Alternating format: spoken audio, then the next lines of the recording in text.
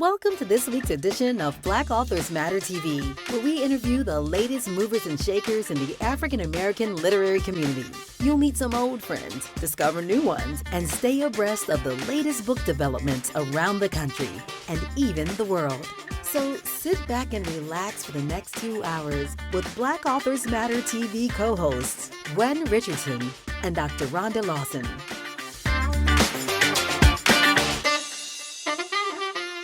Good evening and welcome to the first edition of Black Authors Matter TV for Black History Month. I'm Gwen Richardson, your host for tonight, along with my co-host, Dr. Rhonda Lawson. Good evening, everyone. And not only are we celebrating Black History Month, we are celebrating our 200th show for Black Authors Matter TV. Tonight is our 200th show. And it's so amazing. It goes so fast. It goes by so fast. So we appreciate those of you who have been with us since the beginning. We picked up a lot of people along the way. And the show's audience just continues to grow and grow and grow. A couple of housekeeping notes. One, we have a new t-shirt. You know, we have our literary themed t-shirts, and we have a new one. And I don't know if you all can see it. Let's see. This one is celebrating poets. So it says, our poets, our voices. And it has, and we did this now because Nikki Giovanni recently passed away. And so we wanted to do something with her on it. So it has 8 female poets on it. And the one at the bottom is Amanda Gorman, who is the youngest one of the group. And she did poetry at President Biden's inauguration. So all of our t-shirts are available on kushcity.com, our website, and is already selling well out of the gate. So one more housekeeping note before we bring on our first guest. The National Black Book Festival registration is open for you all who plan to come as authors with the table or publishers. We're at 38% sold. As far as vendor tables, we expect to sell out by the end of April. So at the pace that we are now, where we are now is where we were last year in the middle of March in terms of registrations. That's how much faster the registrations are coming in. So if you all plan to attend, don't procrastinate.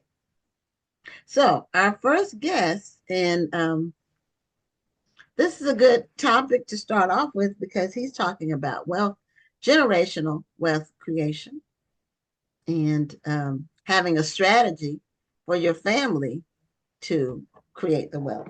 So his name is James Marshall, and he has a book called The Hive, and the like a beehive.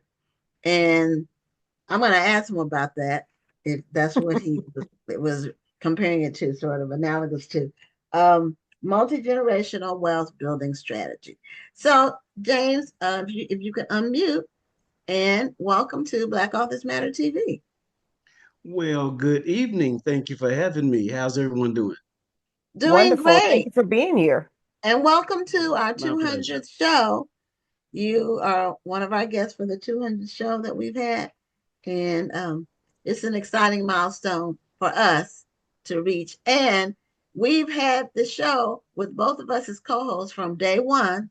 Wow. So, 200 shows. That is a milestone. 200 shows. It really is. And some great guests we've had over the years. We have, and more to come. So and present company included. Yes. Glad to be in that number. Glad to be a part of history.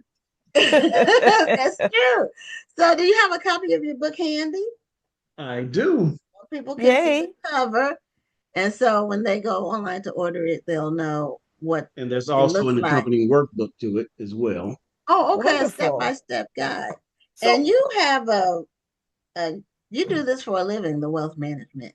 That's correct. You have your own business that does wealth management. Correct. And how long have you been doing that? Wow, 38 years. Wow. So you've learned a lot along the way. A lot. A lot of what to do and what not to do. And you've seen a lot along the way. Yes, indeed. Yes, indeed. The good, bad, and the ugly. Oh, So how well, did I you have to get ask you about into that. how did you get into this wealth building space, wealth management space? Okay, well, when I got out of the military, I went to work. I went to finish my degree at Western Kentucky University in architecture and started working for a company called Teller Homes, redesigning homes into solar homes. Hmm. Then I went to work for the highway department as a district affirmative action officer. And at that time, I met the president of the Urban League in Louisville, Kentucky, who told me that Merrill Lynch was looking for Black stockbrokers. He wanted me to go and interview. So I did. That was back in 1988. They hired me, and I never looked back. So I went from Merrill Lynch to New York Life in Washington, D.C., then back to Louisville with American Express Financial Advisors for 10 years before starting my own firm, Marshall Wealth Management. Where were you when you worked with American Express? Where were Mhm. you located? In Louisville. Um, Louisville. Okay, my Mhm. sister worked for American Express for a number of years out Okay. of Greensboro, North Carolina. Yes. I used to Good. live near Louisville. I was stationed at Fort Knox, Kentucky. That was my first duty station when I was in the Army. Oh, military person. All right. I did my OCS at Fort Knox. Okay. Okay, so that's an Officer candidate acronym. school. Okay, Officer yeah, I candidate said school. that's an Gwen acronym. was like, I don't know what that is. For those of us who are not military, I have heard of that, but I didn't know the acronym for it. So you started with Merrill Lynch. Mhm. Now, is Merrill Lynch still around? Oh, yeah. They're owned by Yes. Bank of America now. Okay, because I couldn't remember if they kind of got caught up in that stuff that happened in 2008. And they did. When the market tanked and all of that, and some of the financial companies were caught in there, caught up in it. So, what are some of the things that you've seen over the years in terms of people's money habits, um, how the market affects ability to save and build wealth? And well, those two first. Okay. Well, 99.9% of my clients are African Americans. I primarily market our community. I manage money for individuals, businesses, churches, but mostly just regular folk who have worked for a job for 30 years and want to retire. And what I've seen mostly over the times is people tend to always get out of the market at the wrong time and get in the market at the wrong time. They Mm. tend to react to hype. They believe someone when they tell them, yeah, this is a great investment, you should get in, you're going to double your money in 30 days. And they believe all that. And they're always chasing a return. Now, the people who really do well, those who are disciplined and are consistent, and they know that time is a very important part of the wealth building process. Okay, that's true. And I when stuff is hyped, I stay away because normally that means exactly what you said. It's all hype, and then it's gonna go up quick, but it's gonna tank well, even quicker I wouldn't and probably lower. necessarily I wouldn't necessarily say stay away. I would say to do your own research. Right. An example of that is GameStop and AMC. Like just like during COVID, both of those stocks tanked. But Mm-hmm. then toward the latter part, all of a sudden they went up and everybody thought it was going to keep going up. So everybody was buying in it. But if you had done the research, those two particular stocks, they were talking about them on Reddit and they were trying to get everybody to buy into the stock to prove a point. So I remember that. once the hype about those two kind of petered out, all of a sudden the stocks weren't as high anymore. So sometimes you kind of have to do your own research. Some people are going to drive up certain stocks just for the sake of doing it, and they get everybody all excited about it. And then when it tanks again and you've lost your money, now you're mad. Yeah, Yeah, and well, that and they that's know called those people hyping, and normally they know when to take their money out. well, And not see, necessarily. I'm more That's conservative. called the gamification of the market, especially Right, right. of Robinhood and Reddit, where big pushers of that. So you have to just be careful. Make sure you know what you're trying to accomplish, and stick with something that you know. If you don't know how a company makes money, you shouldn't be investing in it. But yes, that is a very good point that you bring up. You need to research it yourself and know why it's going up. Yeah. When I Sometimes it goes higher. Yep. Yeah, it sometimes you just I I'm more conservative with my investments. I've tried to stick with the tried and true if they and something that I'm using. So when I created the little portfolio that I have, not big, but I looked at things that I use myself that I feel that were solid. So for example, I invested in Apple. Apple is expensive, but you can own part of a share. You can buy in where you don't have to get a whole share. But Apple and Meta, I invested in both of those because I use them. And then PayPal, which I also use. Then I said, you know what? I know people leisure stocks. People will always want to go on vacation, even when the market is bad. So I invested in Royal Caribbean, and then because I go on Royal Caribbean myself. And then I said, okay, I need a food stock because people will always need food. so, so That's I true. kind of That's did it true. like that. I did General Mills because they've been Okay. around forever and they pay a Mm-hmm. dividend, and Mm-hmm. people always will buy food. So Well, you have a I, strategy, and that makes you a yeah, wise investor. You have a reason for what you're doing. yeah, and it's going up. I've increased my and I do a quarterly investment. So every quarter I put more money in. I haven't taken any money out, but I'm just So trying to build. you mentioned doing your research. What are some things that people should look for when they decide that they? I know Gwen talked about what she looks for, which isn't exactly the strategy that I use, but I'm wondering, um, is it somewhere in the middle? What should people look for? Well, you want to begin with the end in mind.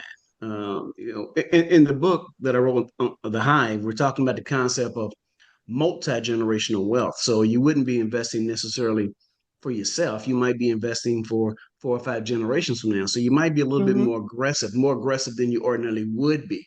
Because maybe you have 5 years to retirement, so you're going to move more towards bonds, but you really realize that you're not going to use most of that money.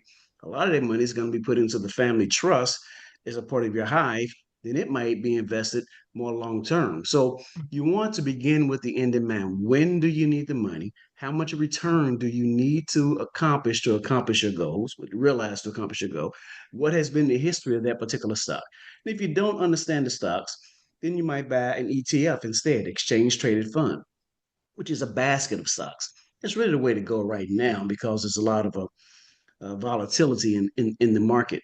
But the main thing is to begin with the end in mind. Do a financial plan, a comprehensive financial plan that looks at your cash reserves, your cash flow, your protection planning, your tax strategies, retirement planning, and your estate planning. And then based on that plan, that's how you want to invest to reach those particular goals. Okay. Okay, Now, what makes advice sense. would you give to the person who hasn't really gotten started? They want to know, how do I start? You first want to take an assessment of your situation. Basically, you have to stand in the mirror with no clothes on, with the good, bad, and the ugly. How much money do you have? Are you spending more than you're making? What's coming in? What's going out? You should have discretionary income, money left over at the end of the month. Then you should have cash reserves, 3 to 6 months or 6 to 12 months cash reserves. Now, if you have a job that's easy to replicate, if you get fired, you can find another. You only need 3 to 6 months of living expenses.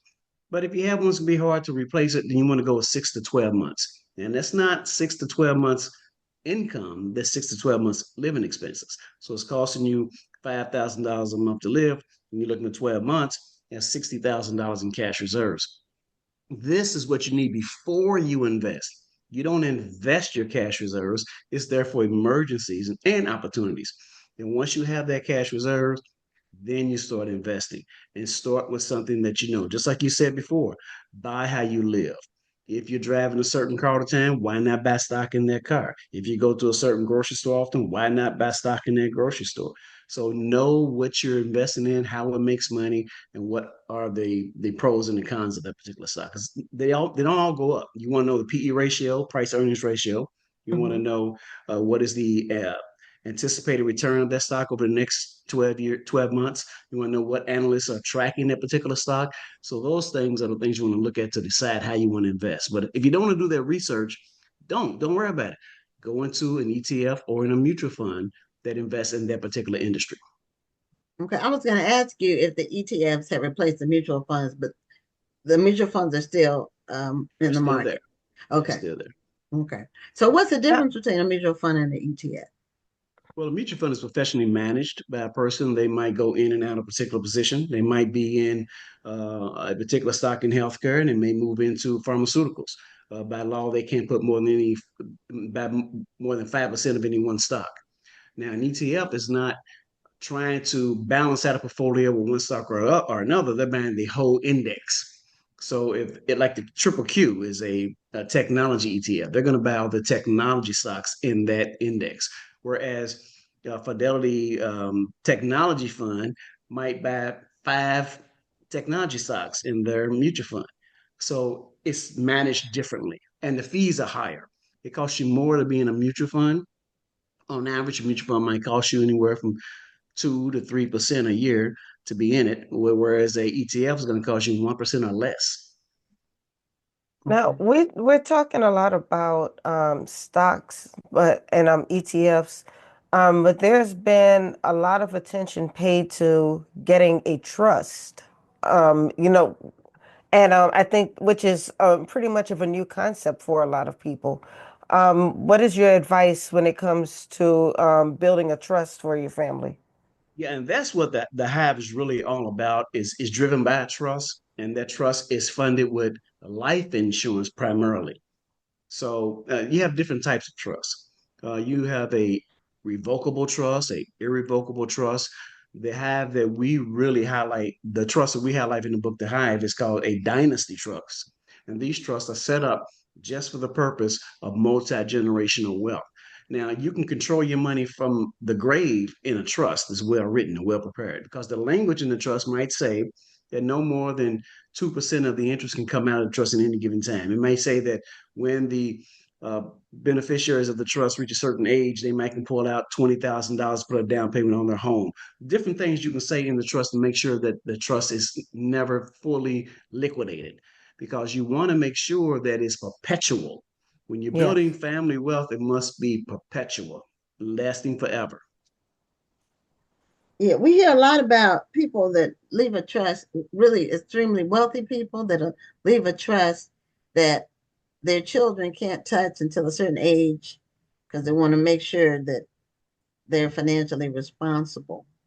So they don't blow all the money, like turn 18 and just blow it. And then when they turn Correct. 25, they don't have anything left. But Right. the thing is, you don't have to be wealthy That's in right. No, order you don't. to. You don't. No, no, and I'm not saying that to debate you, but I would just want to make sure that people know that it's a misconception that you have to be wealthy in order to establish a trust, and you Absolutely. don't have to be wealthy. You can build let's say $1 million trust, and then the way you structure it, you don't have to have $1 million in your pocket at the time. Absolutely. And that's what we talk about in the book, The Hive. We talk about a family that every time someone died in the family, the Hive had a life insurance policy, and the family cooperative trust had a life insurance policy on the family members. It owned the policy. It was the beneficiary of the policies. And that's Mm-hmm. how the trust was funded. When someone dies, that death benefit goes tax free to the trust. Now, the Oh. trustees control the trust. Now, it's not just life insurance in the trust. It would also be cash. It can be stocks. It could be bonds. It could be real estate. It could be businesses. All types of things can be held in the trust. The trust is a legal entity. They can do everything but vote. So, the idea of having multiple people who are brought into this concept of building an endowment fund, if you will, that might mature in 20 or 30 years or never mature is the effective way of building wealth over generations. And it doesn't have to just be your family, it could be friends or it could be church members. to really build an effective hive that is funded by a cooperative trust. Yeah, this is something that a lot of, well, you said most of your clients are African American, and this is information that really most of us weren't privy to up until recent years, recent decades. A lot of the information like this we weren't privy to. But are most of your clients a variety of professions, like some military, some teachers, some entrepreneurs? Oh, absolutely. Most of my clients are, well, most of the men are business owners.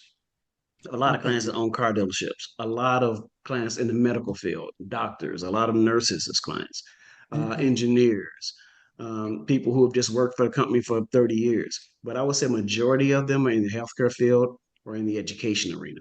And they've just built up money in their TSA or in the 403B, the 401k, or Mm-hmm. the business owners, they put the revenues from the business into an account outside of the business so that they can have wealth beyond their business.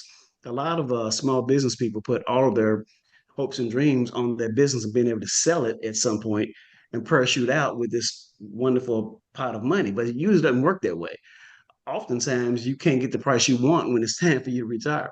So it's best to have something on the outside, like a executive bonus plan, or making sure you're fully funding a SEP IRA or uh, private purchase plan, these private pension plan, these type of things make sure that if your business does not sell, you can still enjoy a comfortable retirement. But yeah, most of them are professionals. And Okay. that makes sense. Mm-hmm. And that I think it's important that, if you do have some type of business or something that you do establish a trust, or else what happens if something, God forbid, something happens tomorrow and you're not positioned to take care of your family? Maybe a trust is not what you want in regards to estate planning. And all of this falls under estate planning, which is the sixth component of financial planning. And the six components of financial planning: cash reserves, cash flow management, uh, protection planning, tax planning, investment planning, retirement planning, and estate planning. Estate planning is going to start with the basic five things: your simple will, who gets your stuff; your living will, do not resuscitate; your durable power of attorney; your medical power of attorney; and your HIPAA release form. These are the basic things you need to make sure that your stuff goes where you want it to go. And if you want to get more advanced in your thinking, then you think in terms of a trust. But first, you have to do a comprehensive financial plan, because that is your roadmap to getting where you want to go. You can't just jump in your, or you could just jump in your car and start driving to Albuquerque, New Mexico, that you've never been there before. Then you might get lost, use up a lot of gas, fall out with the person you're riding with. It can be a very unpleasant trip. Or you can map it out and have a pleasant trip along the way. Oh, that's a good way to talk about it. And we did a road trip to Albuquerque. Well, we went to California, but we stopped in Albuquerque. This is Mhm. 2021 when we did the road trip from Houston to California and back. It Okay. was a very, very nice trip. Um, a lot of people who have businesses, business owners, entrepreneurs, most of the businesses don't exchange hands to the next generation. A lot of times a business is the business person's vision, and it's not necessarily their children's vision. They want to do something different. So it is important to have some plans, and your plan shouldn't be your children are going to take over, because that may or may not happen. And a lot of times children just, I know our dad had a business and he wanted one of us to do it. It was a funeral business and none of us were interested in it at all. So uh, it And that's died. unfortunate, because that is a very It was good lucrative business because to he be in. said you never run out of customers. That's right. But the thing about it, a lot of these small family-owned funeral homes have gone to the wayside because large corporations have come in and purchased all of them up. So it's very Yeah, hard to find one now. yeah, But they have. And so people who are in business should consider how they're going. Now, how do you how do most business people that I guess the businesses are so many different sizes, Mhm. but do the business owners, do they, you know, do they really have their retirement plans? A lot of them do. Or is Well, it, does it most vary? well, most business owners do not have their retirement plan because they think that they are just going to cash out their business. I would say majority of them think along those lines. But Okay. when they come to a financial advisor like me, we start talking about things like buy-sell agreements. You know, you have a partner, you have two partners. You don't want to be in business with your partner's spouse. So we want to write out a buy-sell agreement and fund it with a term life policy so that if one of you dies, the money will be available from the insurance company to buy out the position of the partner's spouse, the dying partner's spouse. And that gives you a built in financing mechanism. That's a very effective way of having a contingency plan. Then a lot of them just hope that they're going to pass it on to the family or sell it to their employees and then still receive an income. Because the big issue, the more successful you are in building your business, you have a tax problem at some point. So now, if you do sell that business, you've got this huge capital gains tax, if you're lucky enough to sell it for several $1 million, that you have to address. So Right.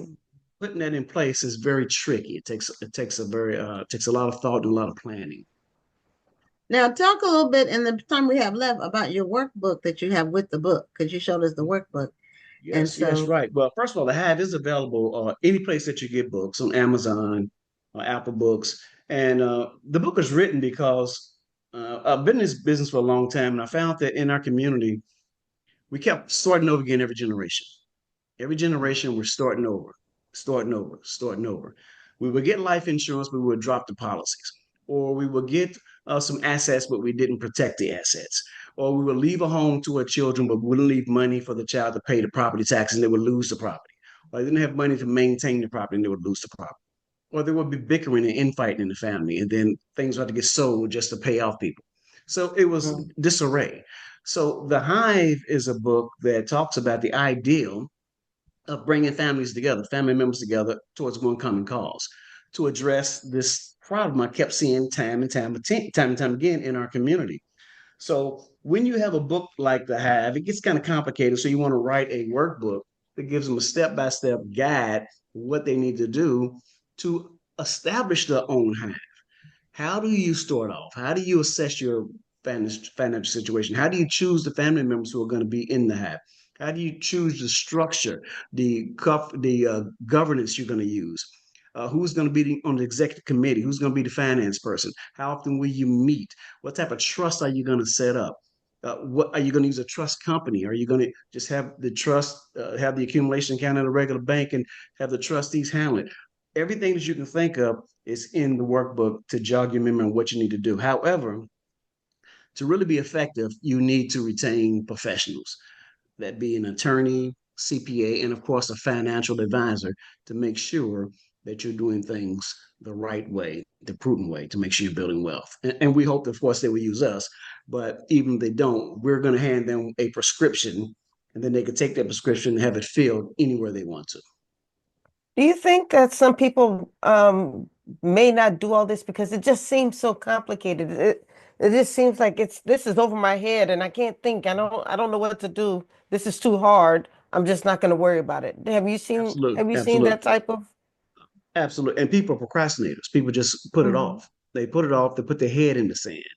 And then you Right. look up one day and, oh my God, I really want to do this. It's like you say, wow, I wish we had known this before. And we're just getting, no, this stuff has been around for a long time. People have been doing workshops all the time in churches, but people don't come to those workshops in large numbers. You might have 10, 15 people in a financial planning workshop in any church in America, Black church in America. So we sometimes don't want to know because if we know better, we have have to to do better. Do do better. better. So sometimes we just don't want to know. We're afraid of change oftentimes as well. But I see it changing. I see it changing. I mean, I've been doing this a long time, and I am a member of the $1 Million Roundtable, which puts me in the top 3% of all financial advisors in the world. Further than that, I'm a quarter of the table, which is top 2%. So you can't reach that level without dealing with a lot of people with money, and all my clients are Black. So we are improving. but we just have to turn it up a little bit because the hide is not a new concept. The Asian community has been doing this for years. A Jewish community has been doing it for years. So we need to start doing it. We used to do it when we had to do it. Back before we were accepted into white society, we had our own banks. We had family trusts. They were not very formal, but there was an understanding that you would do this and this and this. But once the talented tip, the so-called talented tip, moved out of the community, out into the suburbs, like we all have, you get these good corporate jobs, you became disjointed.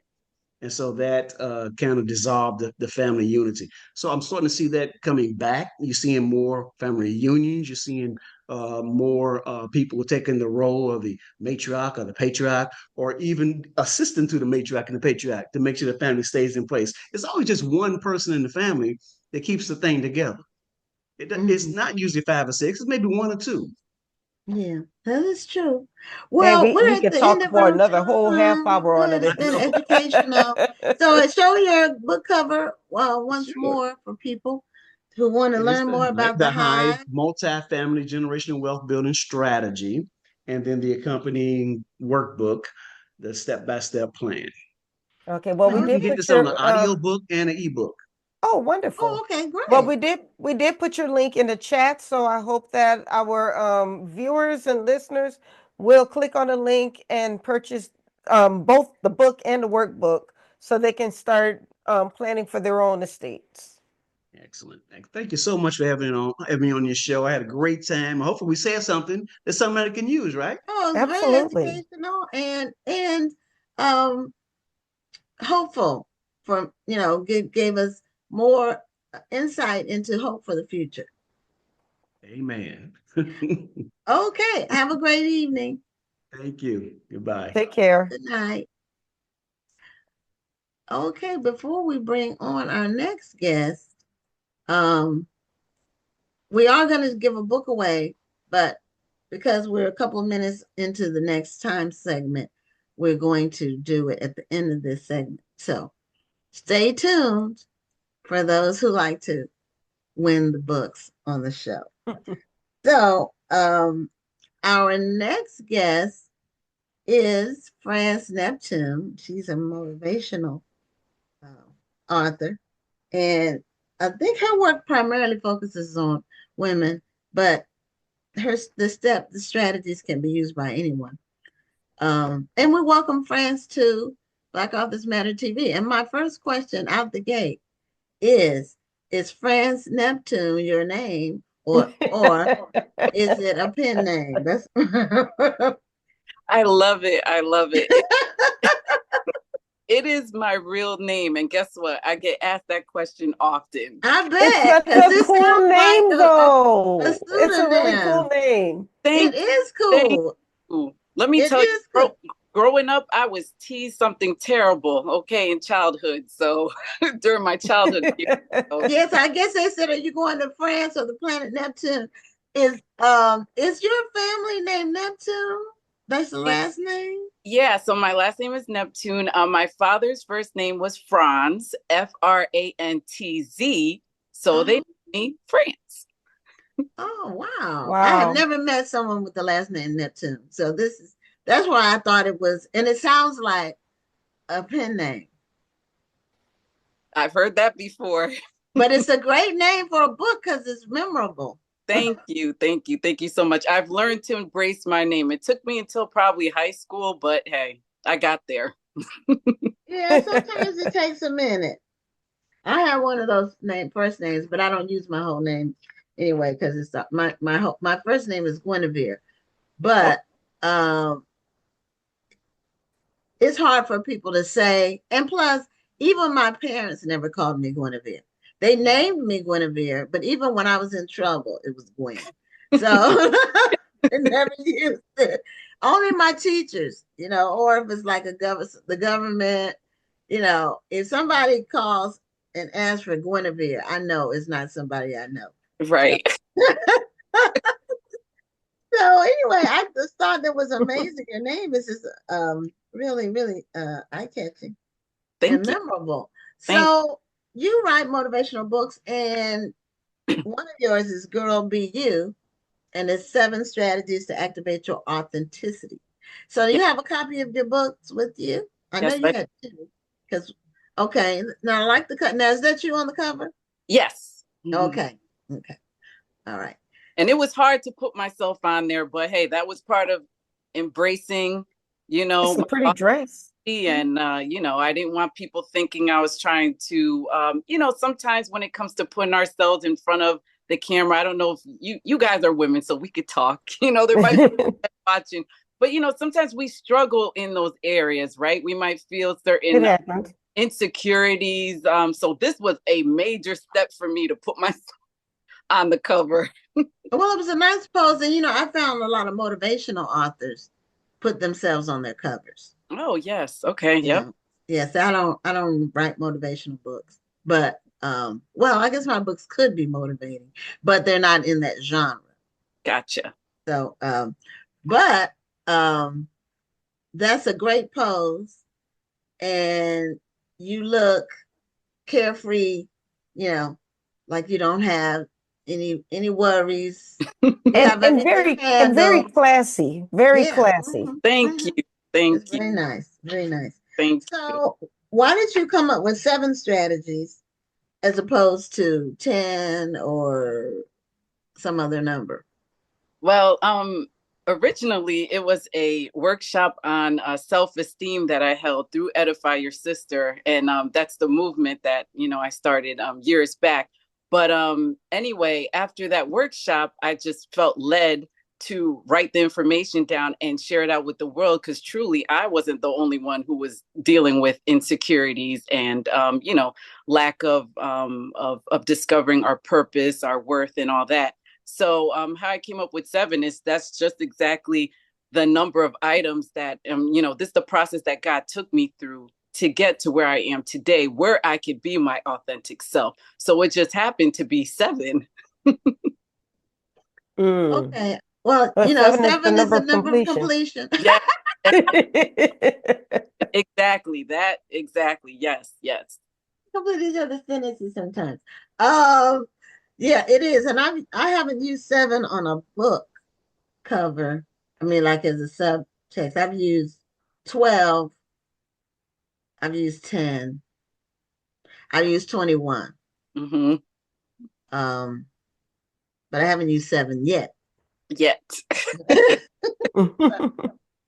So, why did you pick authenticity as the thing that people should pursue or strive for? Because going back to, again, when I was preparing for the workshop, doing research and just reading up on different things, at the end of the day, that's where your self-esteem comes from, is being true to your identity and true to who you are. So that's how I came up with that. It's just through much prayer, research, like I said, spending time with the Lord, and he showed me a lot of stuff. And that word authenticity, I mean, it's popular now, but back then when I wrote the book, it wasn't really a buzzword, but I'm hearing it a lot more. I would say within the last 3 years or so, maybe I've been hearing that word a lot. So Yeah, it's a lot of people try to be like other people, or they try to, Mm-hmm. and emulate is different from imitate. come on. See, you're already preaching tonight here. But it's so true. Just because you're emulating somebody doesn't mean you have to be exactly like that person. Right. I think that's why people are starting to have a problem with people who say, you're the new so-and-so, or you're the so-and-so of your industry, instead of just saying that you can be yourself. You. Mm-hmm. Yeah, Right. just be Right. you. Mm-hmm. That's right. That's exactly it. I remember one day I was sharing, I think I was on a live, and a young lady was like, France, you inspire me. I want to be you. And I'm like, no, don't let me inspire you to want to be me. I want to inspire you to be you. And I think we see so much in these streets where people are, everyone has a platform now, right? All you need is a live button and a phone, and you can record yourself. You have a platform. And sometimes if we're not careful, those people, they want you to be them. Like they put themselves on that platform and it's like, look at me, be me, do this like me. And that's definitely not what authenticity is about. So yeah. Yeah, sometimes less is more. Yes. Exactly. And I find people now, the whole thing is record myself doing everything. When I go to bed, when I go out the front door, when I'm shopping, when I'm at the grocery store, when I'm just going around the corner, when I go, just record everything. And, at some point, I, it's not something that people can really look forward to. Right. If you're recording everything you're doing, it just gets, I think they're looking for an accumulation of likes, views. A lot of it's driven by that. Yep.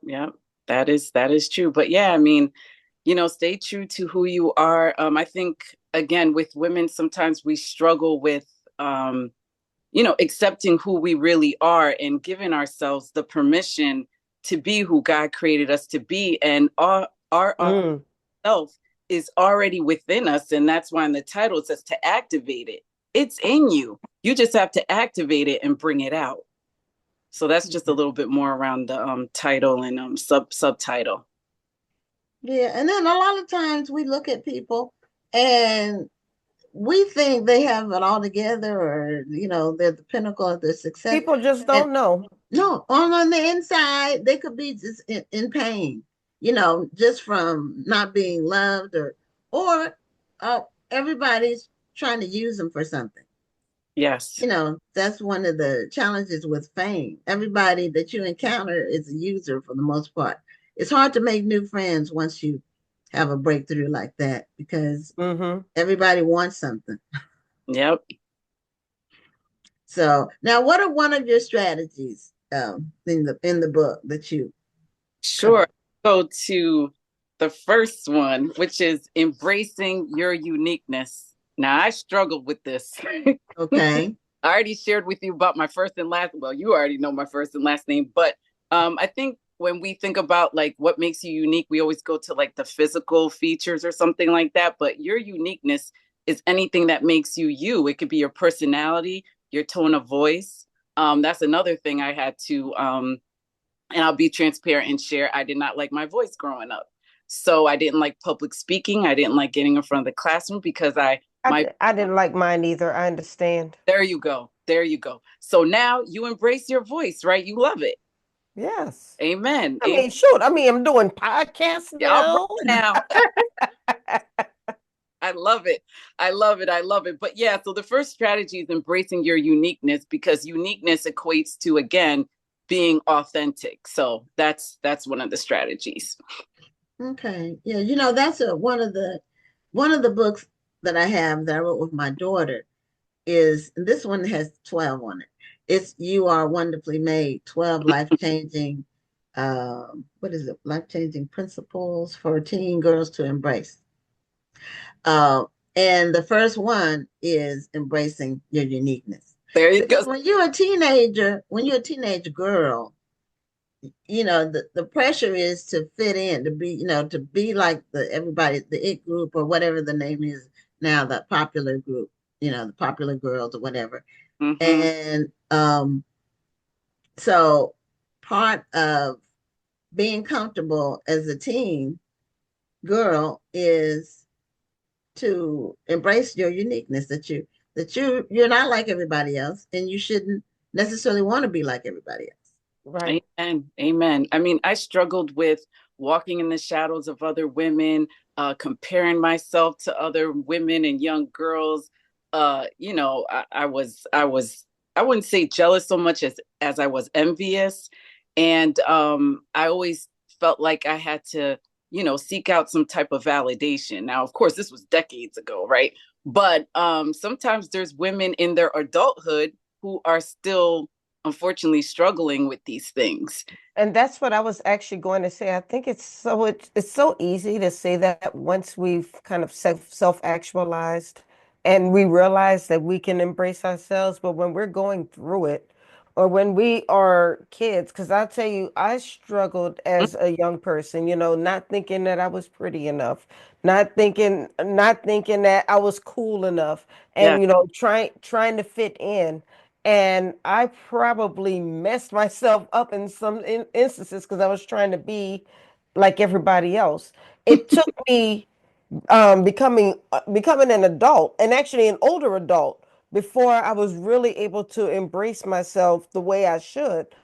And so then when we tell somebody who's going through it, well, you can be yourself. You don't have to be like everybody else.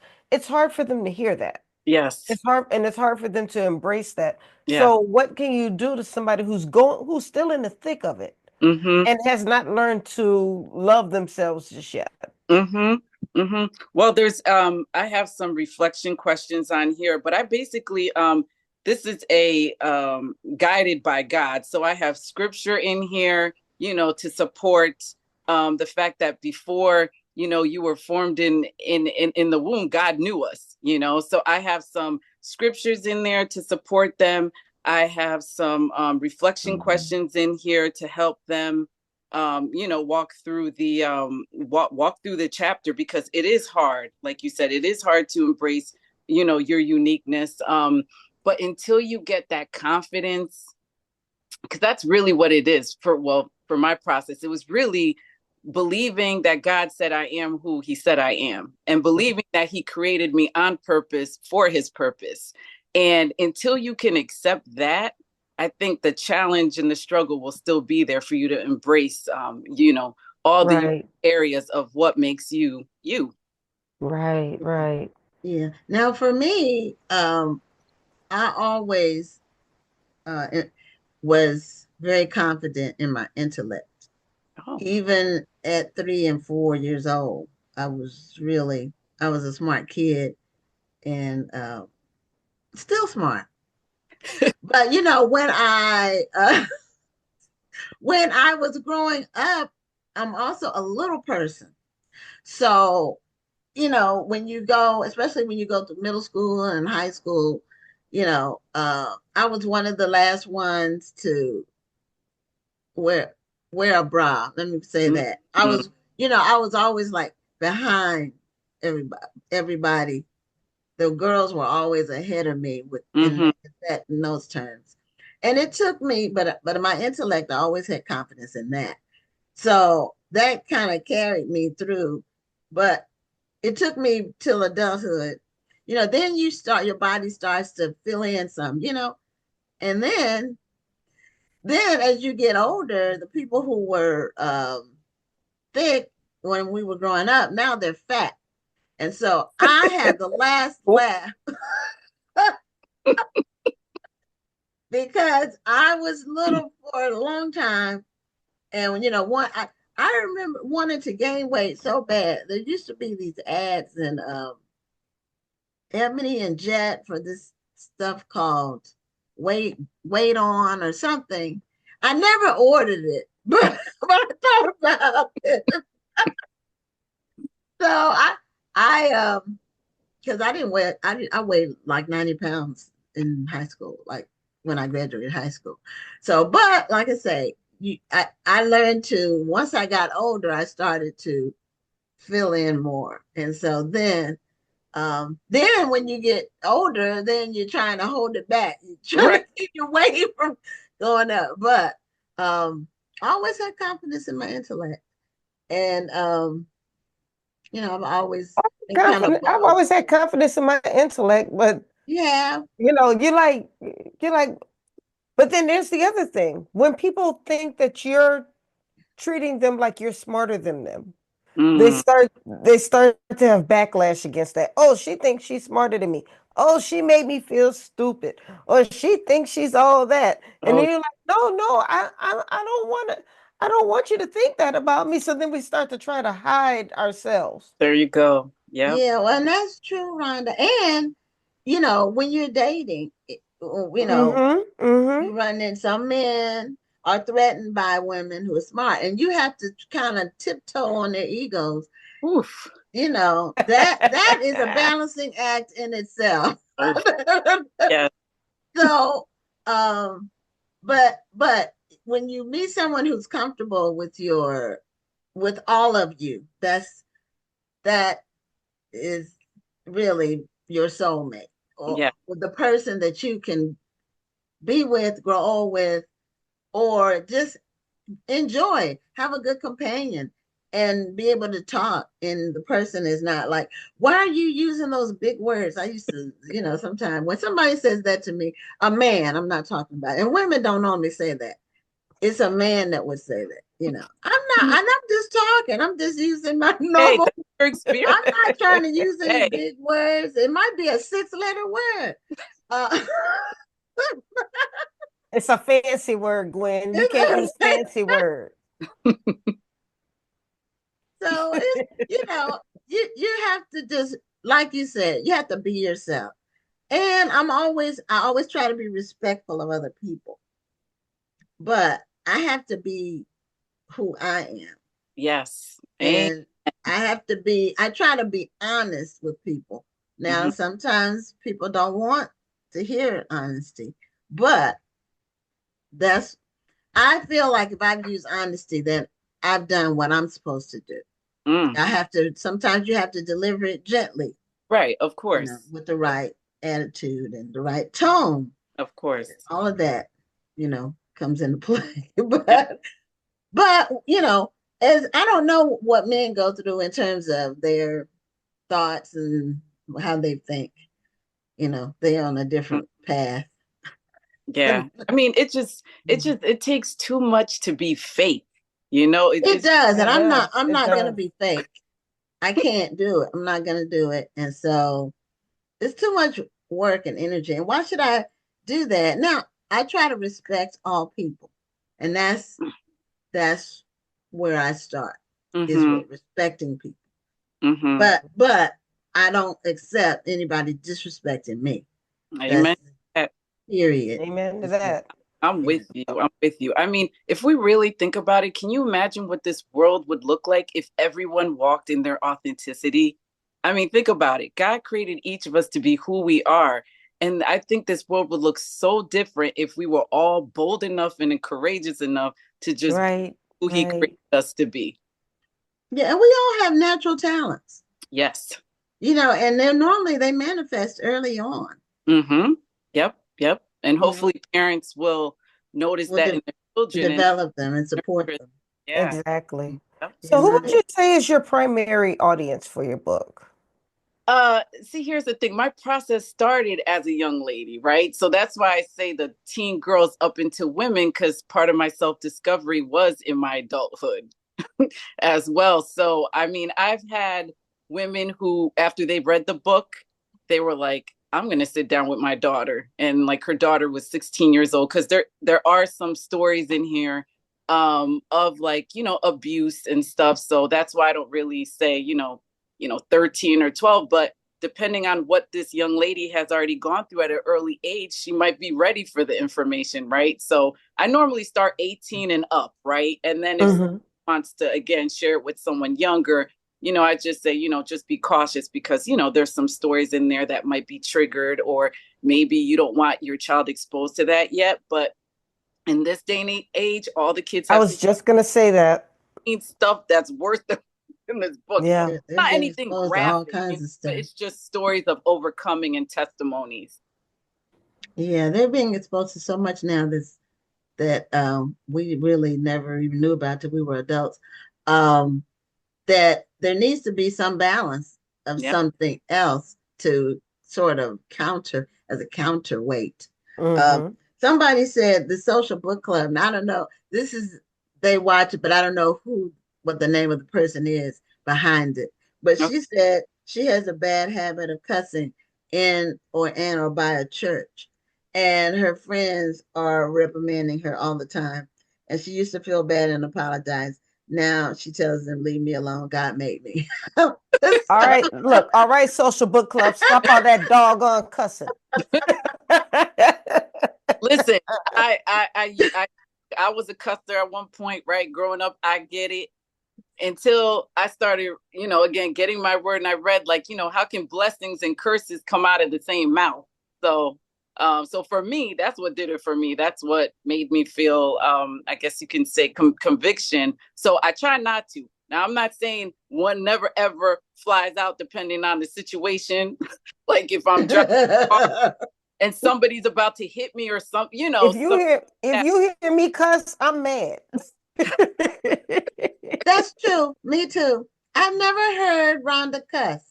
And you saw it on my Facebook page yesterday, though. No, I didn't see your Facebook yesterday. You have to see my last post. Some scammer tried to tell me about getting a business loan through Cash App. Oh, okay. Yeah. Well, see, those are scams, and now those will make you cuss. Yeah. People are always doing some DMs, trying to say that my Facebook page has violated some rules, and it's all scammers. And because Meta, if they take my money every day for ads, and so they don't contact you by direct message. Like that. They send you an email. I don't even know. I've never been contacted them by them for a violation of anything, but I get it from the DM people. And another thing that people will do, and this has been universally men that will do on our page. They make me want to cuss, but I just block them. We'll post something like right now. We're doing the flyer for Black History Month with authors on it. And I think, France, I think you're on one of them. Anyway, in the comments, like, oh, I am. A woman will comment, and then a man will reply to the comment. I like your smile and all of one of those things, trying to talk to him. I delete the comment and I block them because this is not a dating site. Come on. And when I see them, I say, you know what, stop it. But and they'll do it with every woman that commented. They won't just do it with one woman. Every female in the thread that commented, they'll reply, and and that happens weekly. Wow. Not the same person, of course, because I block them. Right. But those are things that make me cuss. Just people trying to take over what I've worked for. You're trying to, reach my audience by cheating when I've built it with it costs a lot of money to build it over the years, and you just want to cheat. And you think I'm gonna let you cheat? They're all out there. They are. And then people who post their book. This irritates me. They'll go on the comments and they'll post their book in the comments on somebody else's book that we're highlighting. Like if I post your book, France, in the comments, they'll post a link to their book. Then they'll say, buy my book. Okay, do it on yeah. They get deleted, and it's quick too. Good for you. It's quick. If I get a notification on my phone, it's immediate. Within 30 seconds. Yeah. They're out of there. They'll try it. They'll try it. So how is the reception to your Strategist book? Like, how do people respond to it? And where do you go when you talk to people? Do you do it at churches? Do you do it in a corporate setting? Do you do it at women's organizations or sorority? Where do you talk? Yeah, the reception's been great. Typically I vend often. Of course, since the pandemic that slowed down because everything was shut down. But women conferences, or I might go to festivals, African American festivals. I pretty much just look to see who the audience is going to be, at these different conferences and stuff. But typically it's women conferences. Oh, okay. Yeah. Yeah, that's really, really nice. So, France, show your book one more time. I think Rhonda may have lost her connection or something, and sure, she'll be back. Girl Be You, and there she is. 7 strategies to activate Your authenticity. Yes. Well, thank you for being a guest on the show, and congratulations on your books. Thank you. Continue success. And we did put your links in the chat. So I hope everybody will click on the link and purchase this book. Awesome. Awesome. Thank you, ladies. I had such a great time with you guys. Okay. Okay, we did too. And same here. Your name is awesome. Thank you. And so is yours. Okay. Okay. All right. Have a great night. All right, guys. Good night. Okay. Okay, we said we were going to be giving away a book, and we are.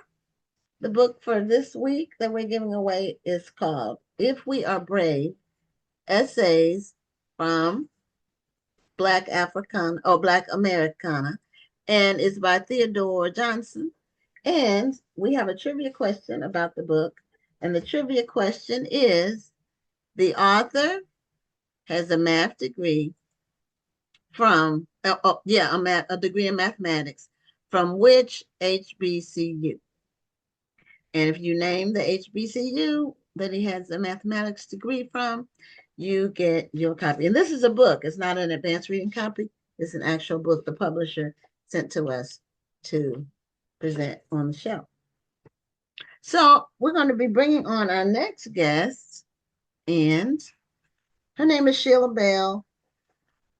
I have been connected with Shelia for years and years and years on Facebook, and I finally reached out to her.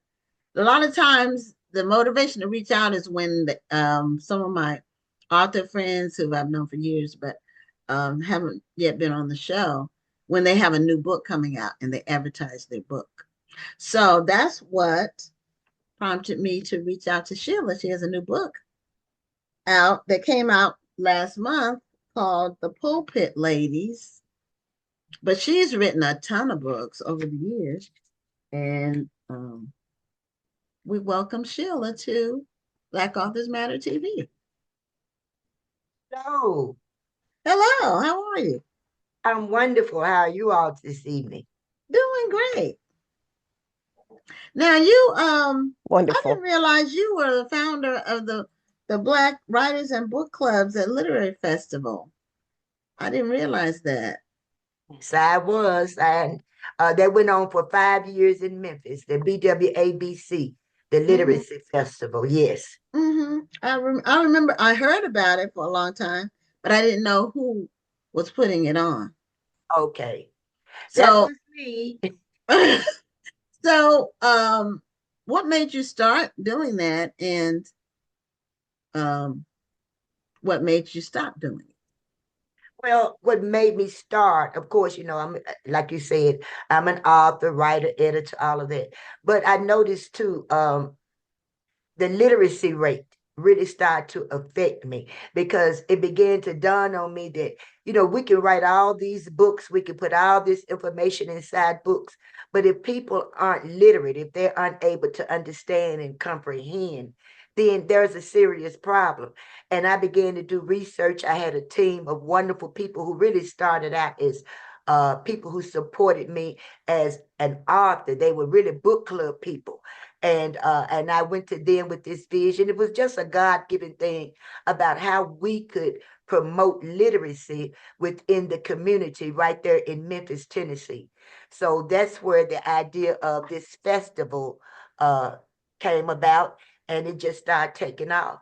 It went on for 5 years. It began to grow considerably. But then toward the end, like I said, 5 years it went on. I was getting ready to go into the 6th year. But just to be honest, the support just was not there. And it was really draining me. At the end of each conference or festival, I was in the red. Is that right? The red, because the black is if you're in the get. But I was in the red. So, I coming out of my pocket. And because I was trying to make it as affordable as possible, trying to draw in people, even our young people, just the whole thing. So that 5th year, I just decided that was it.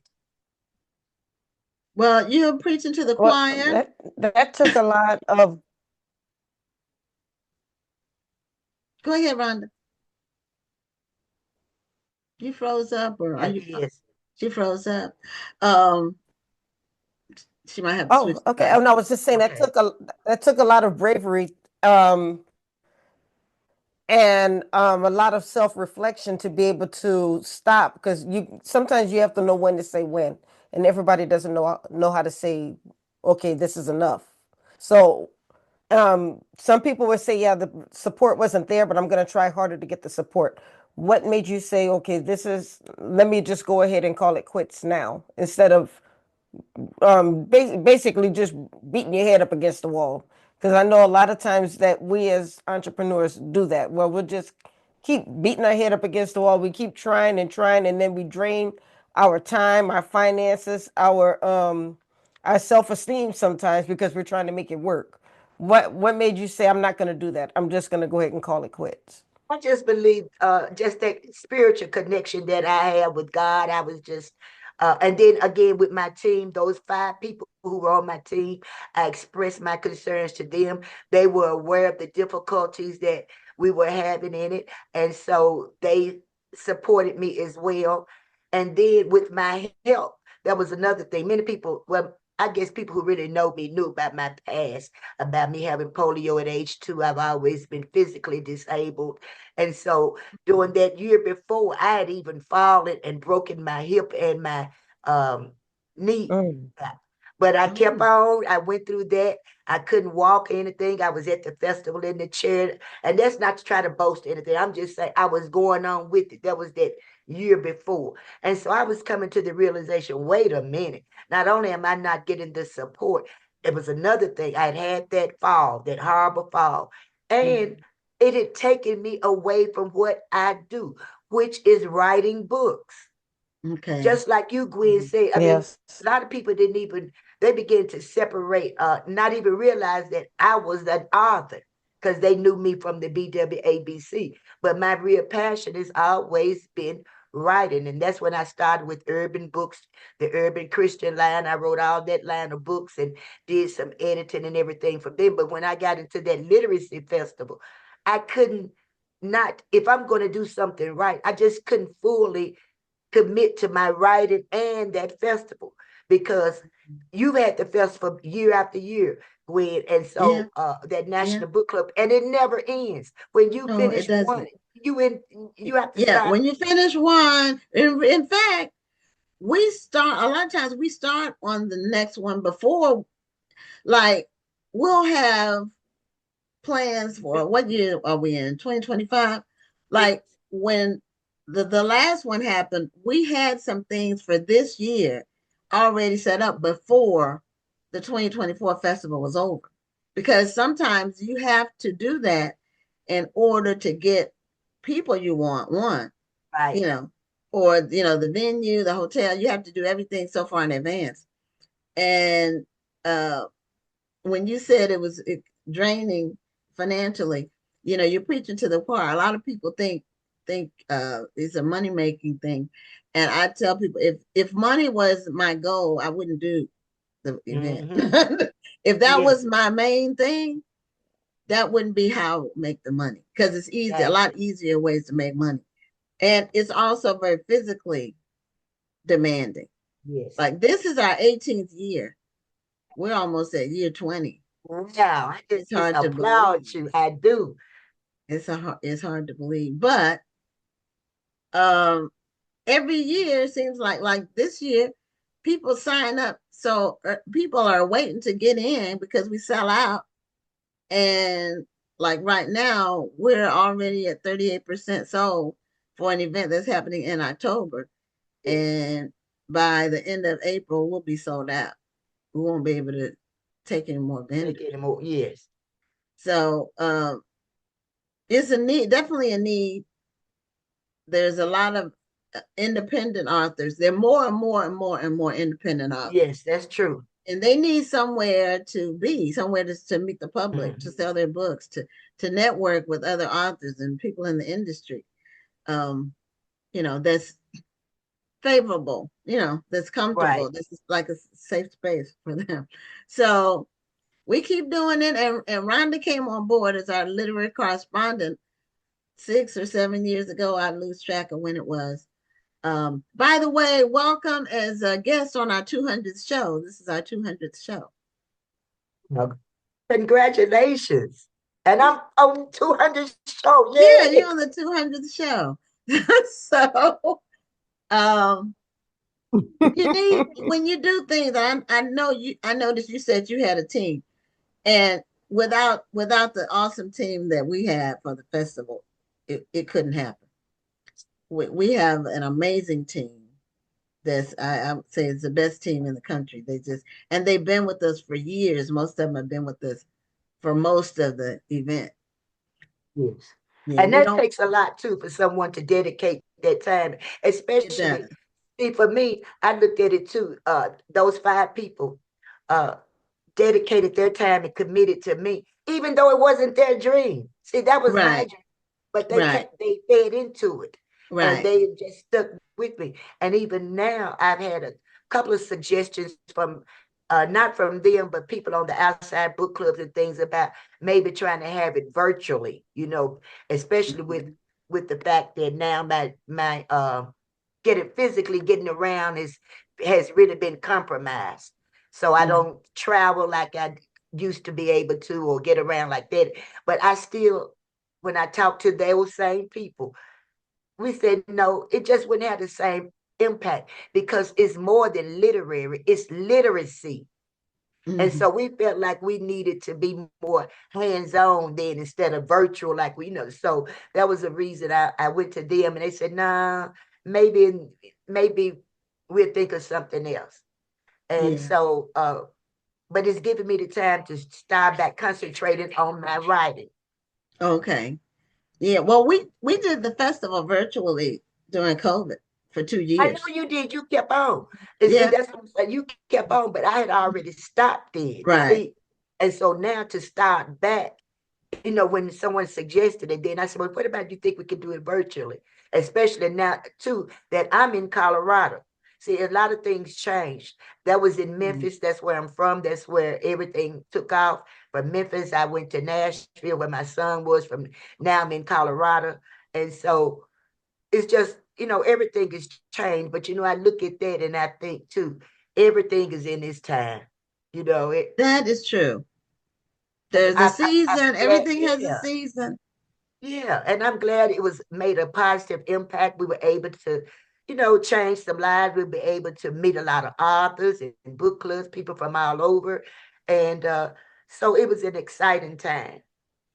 Yeah. Now let's get to your writing. You've written over 40 books. Yes, I've written over 40 books. I started out again with under Urban Books, Carl Weber, who gave me a chance, and I wrote for him for years. And then I branched out on my own, I think, in 2012. And that was when independent authors were beginning to really sort of be recognized and coming out. It used to be sort of Mhm. taboo to say that you were Yeah. self-published or Right. independent. That was, oh, you didn't want anyone to know that. Right. It So was taboo for in the yeah, it early was years. taboo. Mhm. Yeah, and so I branched out and really started trying to help other authors because I had such a difficult time in the beginning before I was able to sign with Urban Books, trying to get my books published. And so I just started dedicating myself to trying to help other authors and bring awareness to what they could do on their own or with help. And so that's what I started doing and started writing on my own and formed my own company. And for a while, I did have other authors under me, but I was like, no, that's too taxing. I don't want that responsibility of having, Mhm. somebody else's career in my hands. So I got away from that quickly. And now I just help people as an editor. That's what I do now. I help authors as an editor and help people bring their books to life. Okay. Now, what Well, year did you that's start? I mean, a lot of people need that help too. What did you say, Rhonda? I said a lot of people need that help as well. I mean, some people think it's just about marketing, but you have to be able to write the book well in order to market it.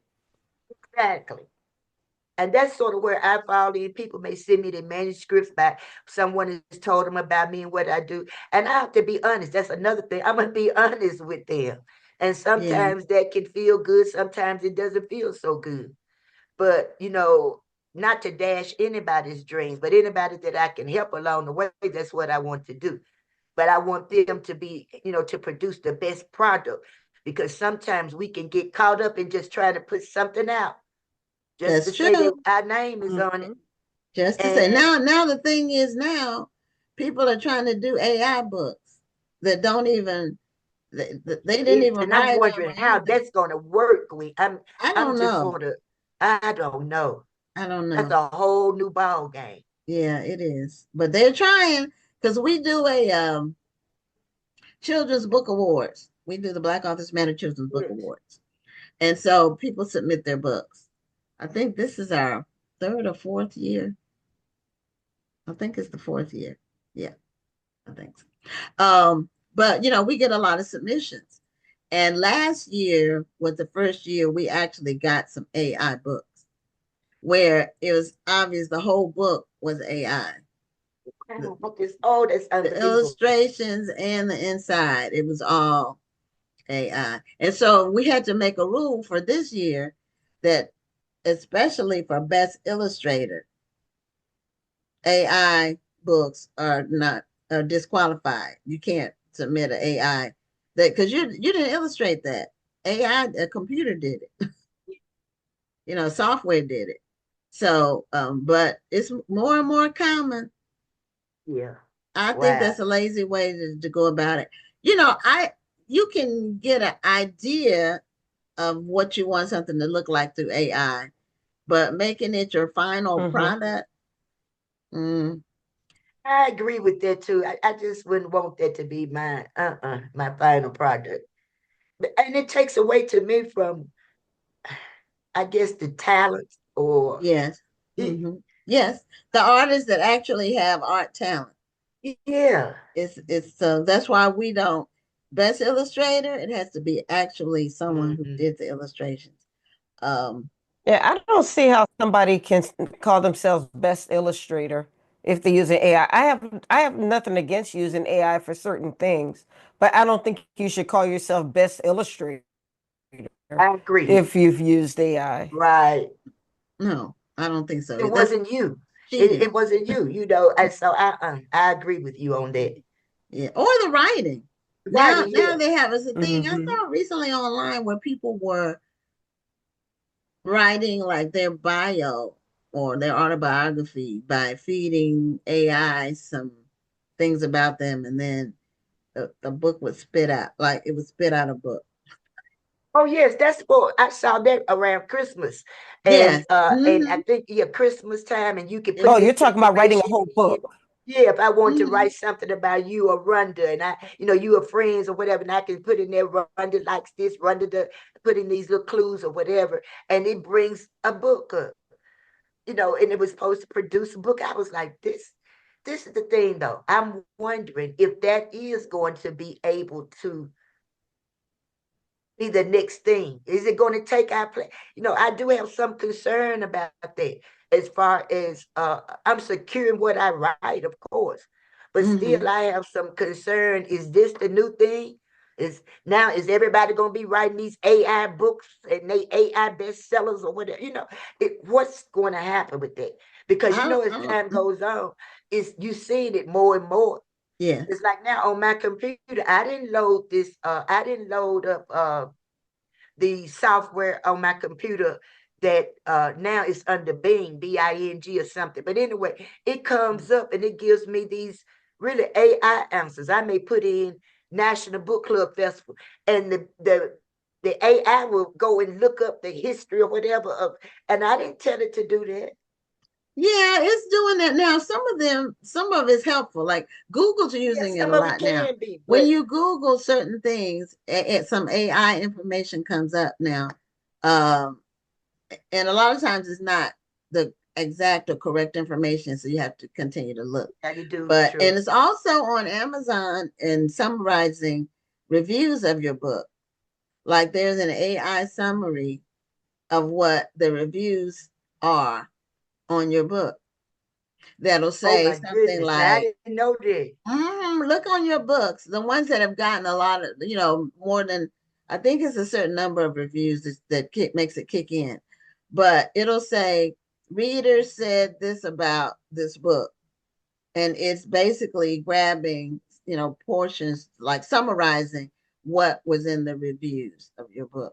I've seen that. I take that back. You're right. I have seen that. But see, my mind, I didn't even equate it really with AI. I just, Oh yeah, yeah, it's AI doing that. So, my goodness. it's a brave new world. As Yeah. a reader, I don't want to read an AI book, and AI pulls things that people have already done. It doesn't Okay. create new stuff. That's still up to humans to do. Yes. New Yes. story ideas, new. And what I say, you probably need to protect your ideas more and not put them out there until they're finished and copyright. Yes. I agree. You know, because AI will grab it. I And agree.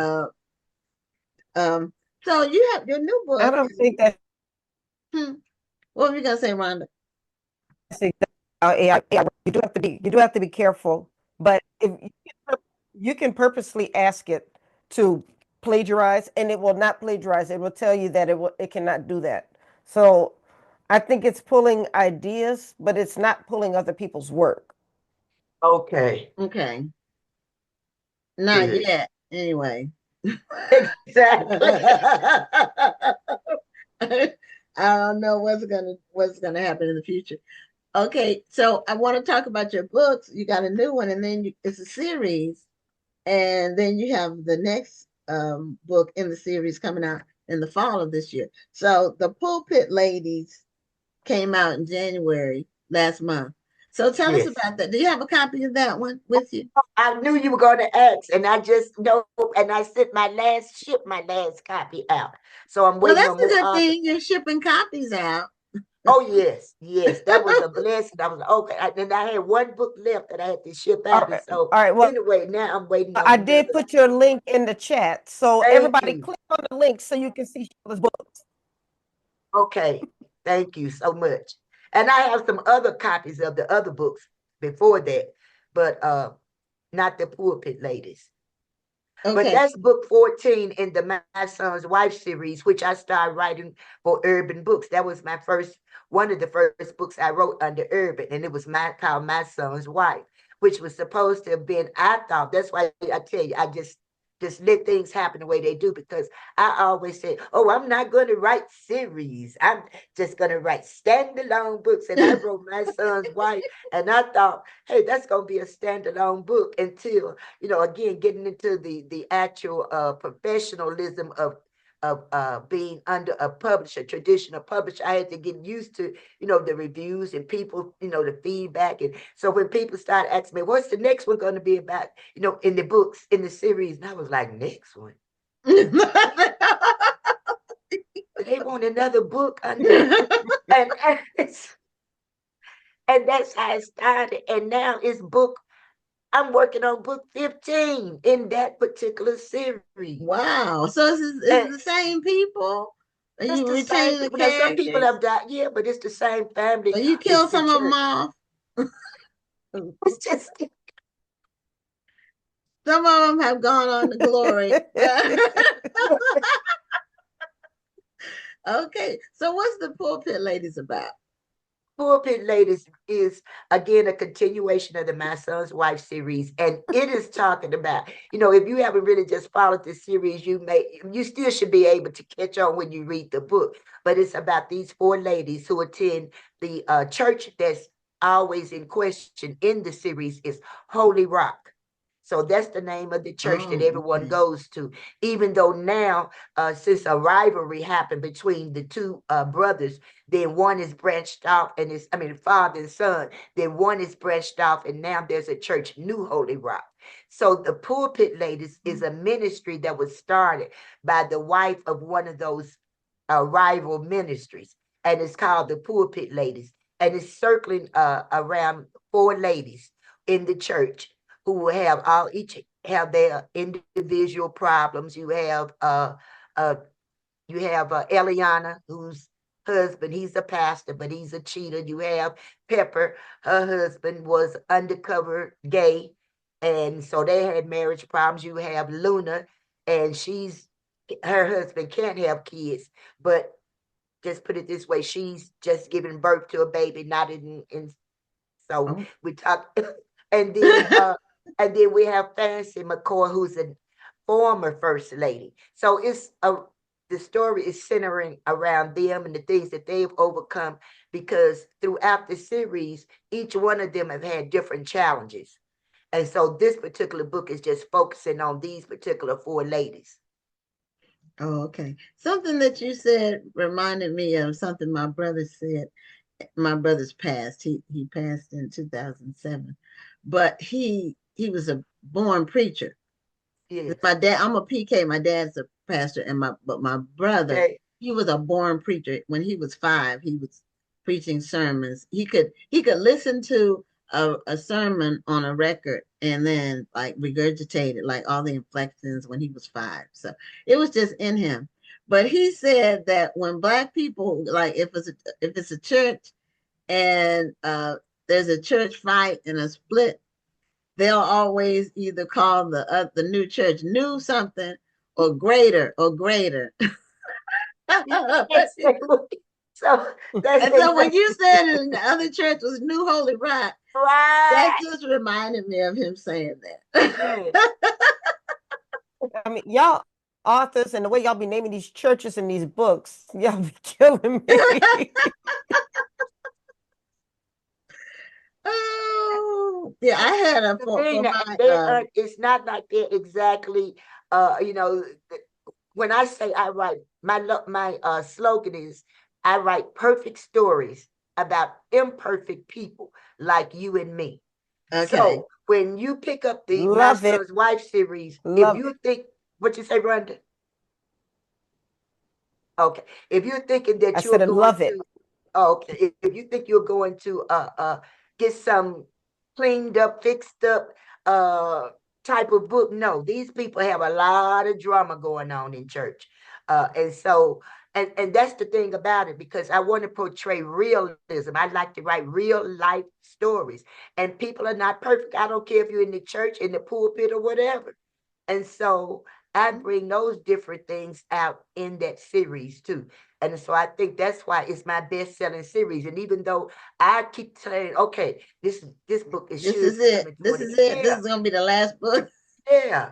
But then, it isn't the last book. And so, and it's like I said, it's my best-selling series.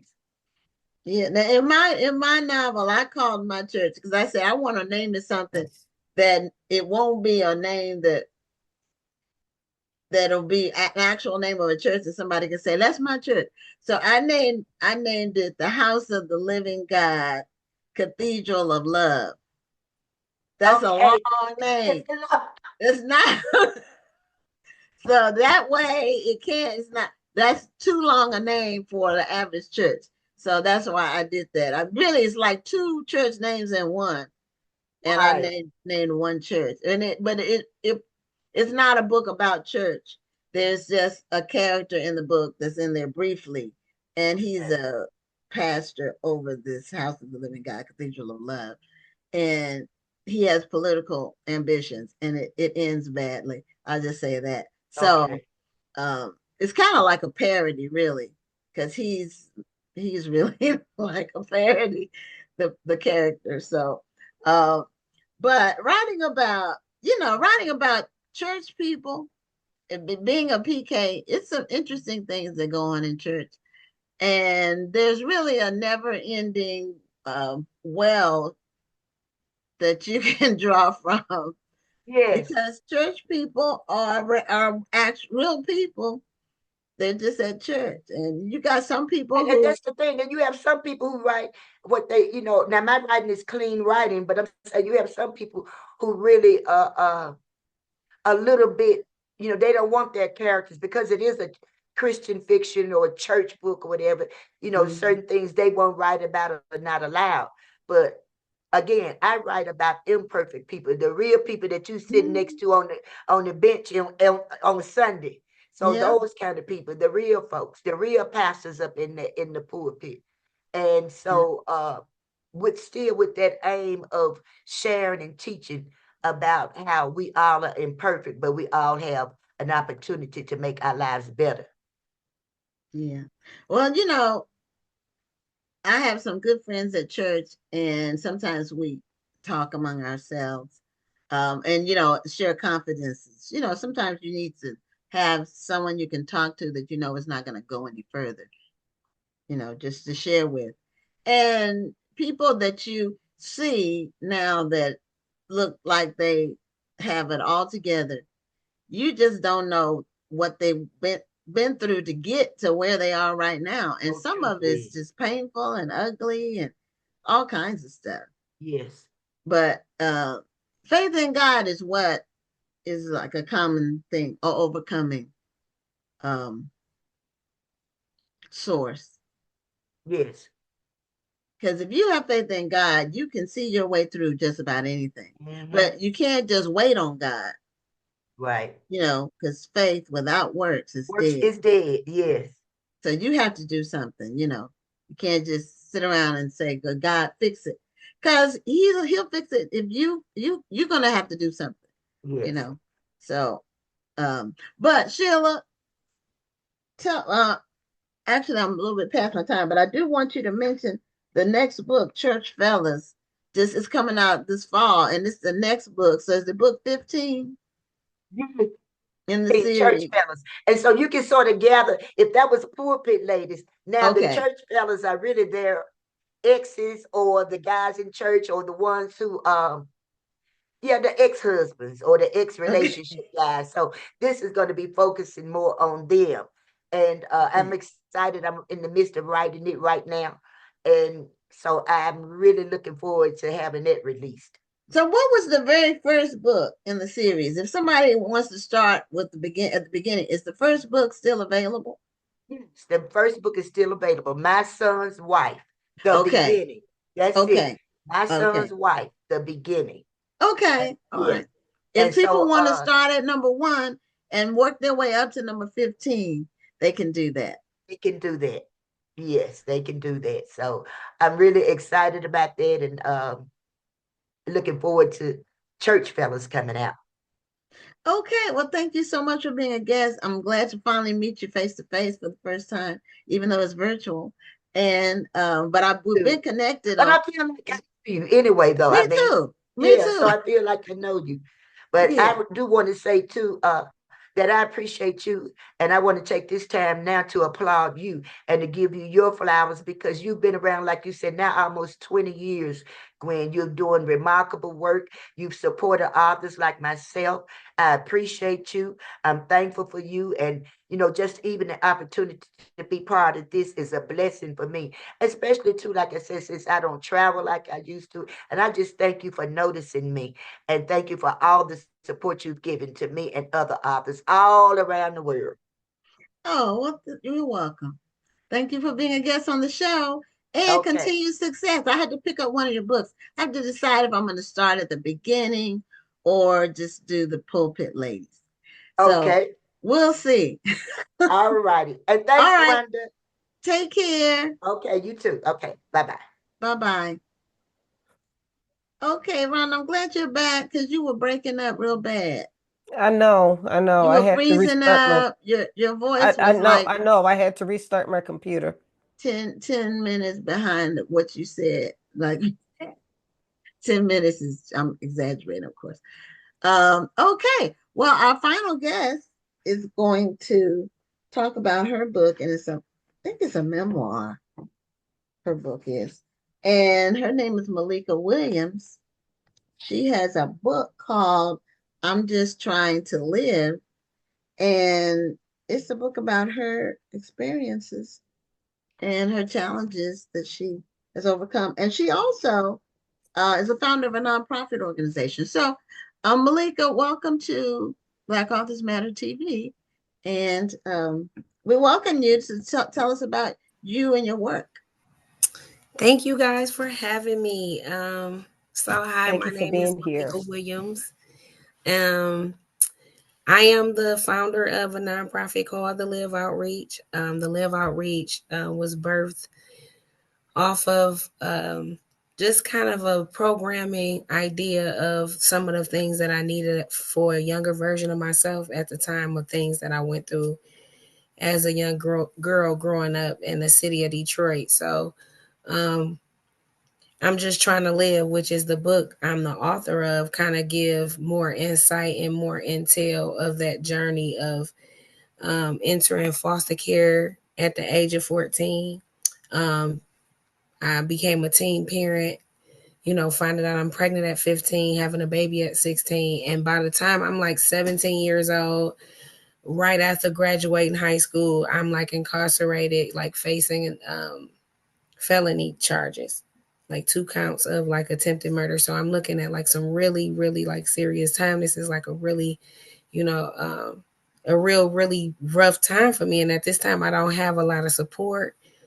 And, like I don't really have a foundation as far as where I'm going to go, as far as guidance, on top of still also being like a teen parent, because, ultimately still, at the end of it, I still had another individual that I was responsible for, and their future was, something that should have been a priority as far as decision making. But at that time, I was so young and I had already had experienced so much trauma that, I didn't have the emotional intelligence to kind of digest this thing other than a way of anger, and resentment, all those negative characteristics that, of course, can cloud your judgment and, of course, make you not make adequate decisions like you need to. And then when you don't have no structure as somebody there guiding you in a way, because I feel like we all go through those points in life where we kind of need someone to kind of put us back, or at least even if we don't go that way, we have someone that told us, right? And I think that's really important. You're not somebody that's telling you something that is not like you wasn't told that.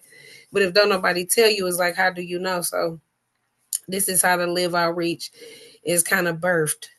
The book, like I said, just kind of give real insight of just, as in that emotions of, always yearning to want to be loved and understood, because I was kind of always a person that went against what the norm was, right? So, of course, growing up in the 90s, in that era where a lot of parents were on drugs and things like that. So this is kind of like where you start really seeing the real movement of families dividing, where it's starting to be more single family home situations.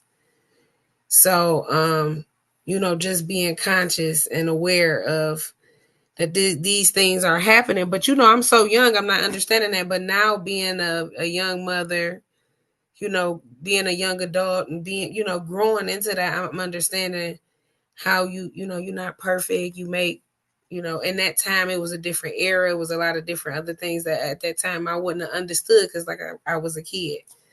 But it was a lot of division. And at this time, I felt like one of the things with my parents, they always did have like, education was always really big, no matter what went on in the home. But it was really strict rules. They really was big on certain things as far as, whatever their beliefs were. So it was really, pushed upon. So I grew up, my parents were Muslim. So, we didn't eat pork and we didn't celebrate Christmas. And it was just certain things that, we never really questioned why we didn't. We just knew that we didn't, right? So, getting into going through those things and just really wanting to be able to give that experience to someone else and let them know that it's pretty much like you can still go to college, you can still do all the things that a lot of times people really think that you incapable of doing, but it's a little harder for you because the lack of resources and things that you might, some of the hills and valleys might be a little different from somebody who might have 2 parents at home, and that might look different for someone else. So I think it's important to kind of always let that vulnerability show.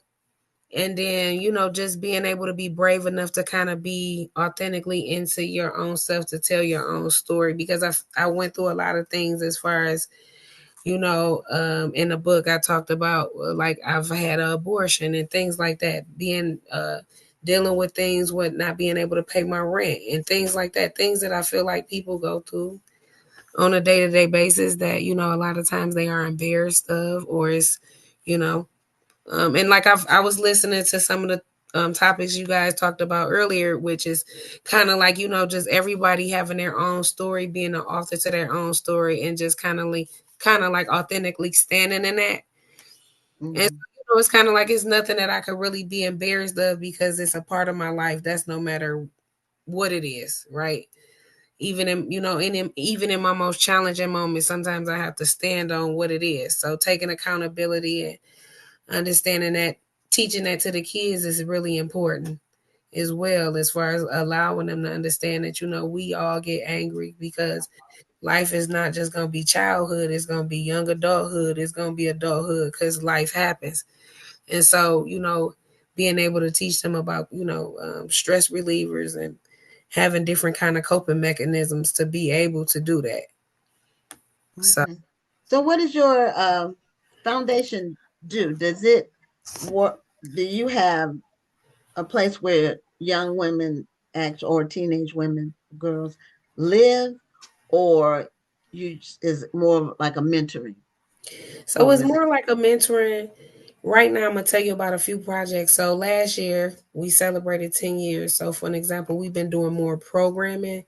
I'm sorry, events per se in the last few years, just because we don't have a physical location, of course, COVID and all those things. But we recently purchased a 14 passenger bus that we've been working with the University of Detroit Mercy. They're Detroit collaborative design. So they're like the school of architect, right? They have a professor and an architect, and they come out and they basically work with the people that like would be me or the board and different people on the team to be able to talk to us about what's our vision with this 14 passenger bus.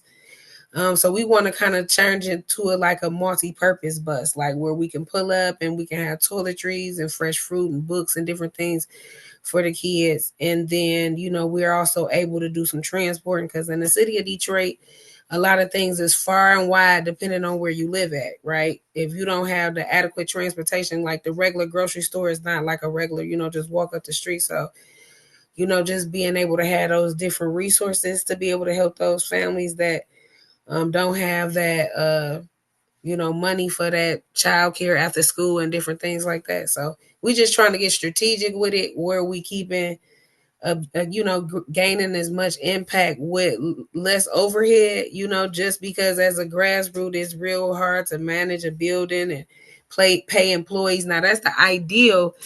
But realistically, you know, we want to get where we can get in where I feel like it's reasonable. So right now we working on a fundraiser for that.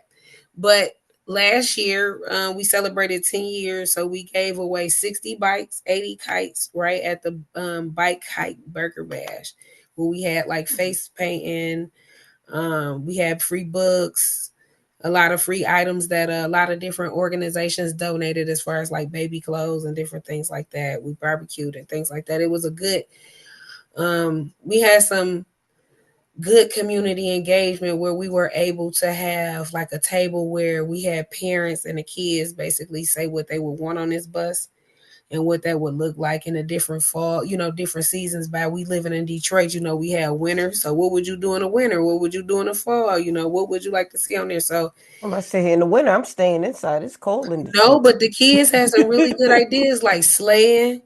They Yeah, wanted see, to they have to get get out. We don't have we had 1 inch of snow in Houston 2 weeks ago, Yeah, and the she had one city inch. She had shut 1 inch, and she no thought she was one snowed inch. in, girl. 1 inch. Well, we were.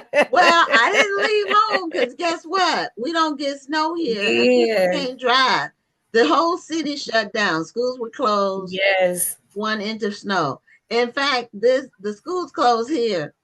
If it's a prediction, it could be snow Mm, because people can't drive. Then the bus driver, then you got mhm, buses and all of that. So it shuts down if there's a forecast of snow and okay. more than Wow. 50%.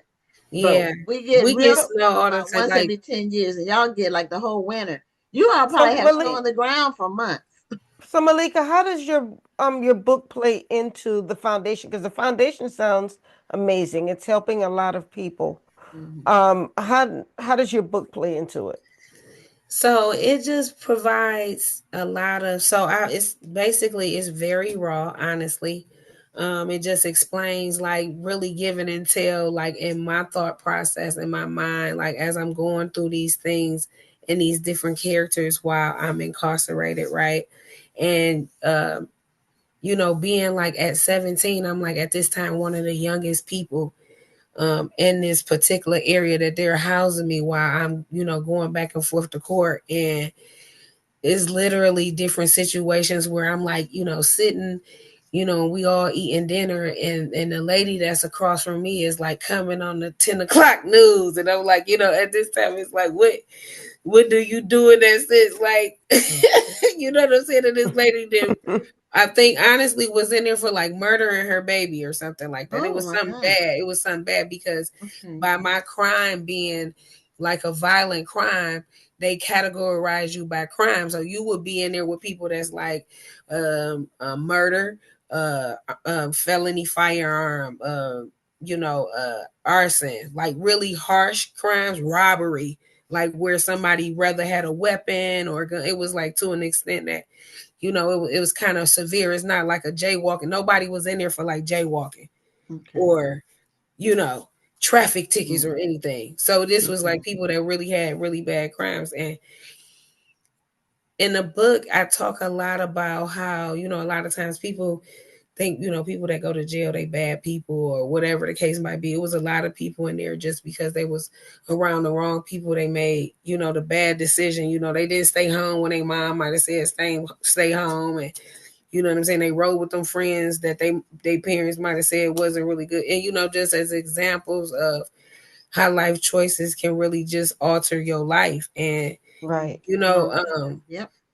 I talked a lot about because I did this thing called the twisted storytelling where I went to Mary Grove College here and I talked about like I told the whole story, but it's kind of like you tell a story like live. And the way that the people have it structured is kind of cool because you kind of go from one point to another. But the experience of it, I always mention is the judge, Vera Massey Jones, like this lady Vera Massey Jones, because that judge really definitely scared the hell out of me. I say that, excuse my French. She definitely said, "Hey, if I see you in here ever again, like ever again, violate probation, anything, like I'm sending you to prison for 2/3 of like 10 years." Oh, okay. Wow. So I you were mean kind that. of scared straight, like they used But to you do. got to remember, by this time I had already did like 8 months in jail, and I had seen a lot in there already. Yeah. Where it was kind of. Then I give a lot of intel in a book about that, like real details about certain, circumstances and situations. Like just unfortunately, it's like a whole nother world. So this is how I understand the whole institutionalized part of it too, because it is kind of like a whole nother entity of world. That's just like here in Michigan, a lot of people work at, automotive plants, right? Mm-hmm. I've never worked at an automotive plant, but they always say it's like a whole nother world there because you got to think some people in there working 8, 12, 16 hours a day. They in there seeing them people way more than they seeing their families. So it's like it's other people got relationships going on. It's all kind of stuff going on that you wouldn't even typically know what's going on, but they there so much. It's like a whole nother world. And I was like, Mm-hmm. I never experienced it, but I understand that in a jail sense, how somebody go there and it's kind of like some of the lingo and language is just a whole different world. So I provide a lot of insight on that, just that whole experience as a young kid from my eyes. And then like originally just kind of growing up, my first experience of, I don't really go into a lot of intel about my family, but I did witness like my first murder when I was 8. Like I had a lot of experience with like violence and different situations which kind of had, so when life was lifing for me, that anger just built, it just built onto the trauma because it was never no coping skills or no kind of coping mechanisms given or tools or tactics to be able to relieve or be able to say this is the proper way, so I've always kind of seen things handled with violence. Like, this is not going to go this way, but this the way it's going to go because I'm saying it's going that way. So just learning that, other ways in expressing yourself besides anger, or is other ways in always being frustrated. And of course, that's still a learning thing that I'm still learning right now. And so I think it's important for me to even educate, the youth in that capacity, because I feel like we have, we go through so much because life be so hard for us, just as Black people alone. Like, it's just hard. You might just be already having a bad day, and then somebody give you a hard time, just because of what you look like and where you might be at that time, and it just add on to how the day be. Where if you was on the other hand, a different race, or, it wouldn't be that kind of, you wouldn't maybe even experience that. And we all know that has happened on many occasions. So, just living it sometimes is hard. When I listen to your story and I'm listening to everything that you're sharing, you could have easily gone a different route with your life. Was it really that judge who scared you, or what was it? What was that point in your life where you said, this is not what I want for myself, or I want better? Was it having a child? Was it being in front of that judge? Was it going to prison? Was it a little bit of everything? What was it that made you say, I'm going to go a different way with my life? I think that it was always in me to be that way. It was just these were the obstacles that I was going to have to face to get to where I had to go. I think sometimes, like with myself, I can only speak for myself that I was born with it. It was already in me. So it wasn't nothing that, the only thing is just really doing it. And I've been showing God has allowed me to see that continuously, to be able to be, when you believe in him and believe more in yourself, right? It's kind of like a recycling factor, as you continuously understand that it's not just you and you're not control of everything, but you can utilize what has. Could be something that can inspire anybody. You don't know where that story could take or help somebody else. And sometimes you just have to be the sacrifice with that. I am very thankful that I was able to come out of that. I think ultimately overall, a little bit of pieces of things like that do still motivate you, right? So of course, having a kid and knowing that you don't want him to still go through this whole, try to do better, as best as you can, was a factor. Of course, the judge saying something, heck, I don't want to go. This is not my life. I don't want to be somebody that go to prison. No, I don't want, so of course, and I feel like those are the constant reminders sometimes we need, as those instant, those pushes through life. Sometimes we don't think of it like that, but now that's as a reflection. Sometimes that's how I look at it. Like those different things that look bad, like being a teen mom, nothing is, coincidental, none of those things, but those things have allowed me to be okay. It motivated me. It was a constant reminder of what I needed to do to stay afloat and try to stay focused as much as I could. And at the end of it, it's still still a journey. It's still hard. And I always want people to understand that, like, it's never a place where it's a breeze. I think people think you work so hard and then it's just like, oh, life is great. And then you it's never that. Every day, certain things are triggering in your life. This is why you have to recognize those things that's triggering and things that trigger those things, because it's like things that you would never get. It's kind of like a wound, right? You got a scar and you might have cut yourself, and you will always know that was there, because it's kind of like it might be a little faint line there, but you still know that is there. So I feel like that's just kind of how life traumas sometimes are. And you can take it really good, or and try to use it really in a great way, or you can take it and we can dwell and wither.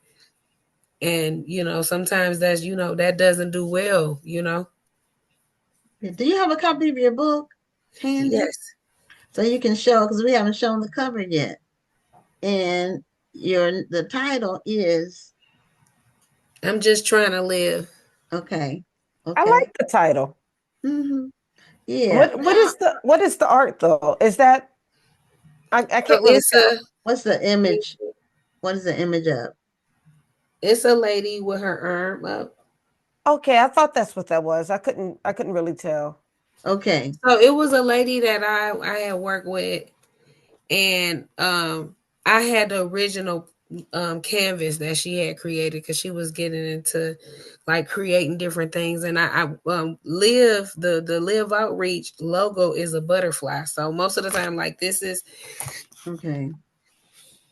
you Oh, know it's okay. a Okay. butterfly. I see it. Okay. So anything with butterflies, she had butterflies like all through her afro on the picture on the canvas. Oh, And okay. so I asked the lady, because we had worked together for a lot of years, and I said, I really like your work, and I see what you're trying to do. Is it okay if, are you selling a picture or whatever? And she said, you know what, I know you love butterflies. I'll let you have it. And so Okay. I reached out to her later on because it took me a long time, even though this book is not that thick. It took me a long time to complete this book because it was a lot of trauma I had to kind of go through and memorize, and then I had to stop, and then you start crying, then you start thinking about something else, then your mind wander, you ain't. So it took me a while, and even though I want to do some upgrades to it, I just wanted to have something tangible because it was something that was like a goal of mine that I had definitely wanted to have. And if I was to, anything was to happen to me tomorrow, it would be something that my kids and I don't have any grandchildren, but, God might bless me with some that they will have something of me, of a story that they will be able to know that was my truth. So I'm just definitely proud of that. Okay. Now, how old is is it a son or a daughter that you have? My oldest is 25. Oh, Wow. wow. Okay. You Wow. look 25 God bless yourself. you. I know that. You had that baby when you were 1. Wow. Get the Okay. time do fly, yes. Yeah. Mhm. So that tell my age. Yes, that like this story is like a 25-year-old story. Yep, 25. Yeah. Well, but uh, there's nothing new under the sun, really, in terms No. of it can always help somebody because every generation has challenges. The main thing that changes from one generation to the next is technology, but human nature is the same. Yes. So, um, people hopefully learn from their experiences, and sometimes going to jail can be a wake-up call for a lot of people, and then some people turn it around after that. If hopefully they're not in too long, or even if they are, some people are able to turn it around from that. But some people aren't. It just depends. And it's everything It, is mental. And that's yeah, I my think thing. you have to believe in yourself. Yes. Well, And it's a lot of prayer yes, I was going to say and believe in God. self-reflection. I think Yes. accountability is a big thing in society we just don't talk about, but like a lot of times, pointing the fingers, a lot of times when you accept things for what they are and how they can, what they are, it's like, you have to live in a reality that's reality, right? Mm-hmm. Yeah. That's just like I would want to, right now I want $1 million house, right? But I settle for a $300,000 house. You get what I'm saying? Like I settle for, it's like you got to be grateful for good grace, and I think sometimes we always want more and more, and I'm working on that too. I'm guilty of that too, of just being thankful and grateful in that moment and appreciative of things, and just grateful to be able to be on a platform where Black authors are highlighted and their stories are mentioned, because there's so many great stories out here, and I'm so proud to be able to hear the different perspectives, and then it opens your mindset of just how people live different all over the world. And I think that's another thing with working with the youth. I want them to be able to have an open mindset. You gotta, if you live all over the world, people live different. Everybody don't live like how you live, no matter where Right. you at. So Right. I That's think true. that it's even with the culture differences, it's just an educational thing. You know what I'm saying? We all want to be loved. We all want to be respected. We all have boundaries of things. And so that's just, I think that's just a human thing. But Yeah. Yeah, so I Well, we're at the appreciate end you. of our time, Malika. We're at the end of the show. So show your cover one more time, real quickly, and so people can get your book. And it says Malika a Dreamer, Yes, right? which is my middle When you name, look it Malika. up, Yep. when you look it up on Amazon, Yeah, you can do and by the I did title. put your link in the chat. Okay. There were actually a couple of people who were asking for your link. I had already put it in the chat, but since they asked for it, I said, let me put it in the chat again. So that means Okay. that your story has really resonated with our viewers, and you've really touched some people. And I pray that you continue to touch people with your story, because this is how lives get changed. Right. Yes, ma'am. I And continue appreciate you success guys. with your nonprofit. Yes, ma'am. Thank you so much. You ladies have a great night. You You too. too. Bye. Bye-bye. Okay, before we go real quick, did somebody win the book? Yes, Curtis? it was, Okay. I think it was Lydia. Lydia won. Okay, well, Lydia, the book will be on its way to you. And that'll be it for this week. We'll see you next week. Thank you for joining us on our 200th show.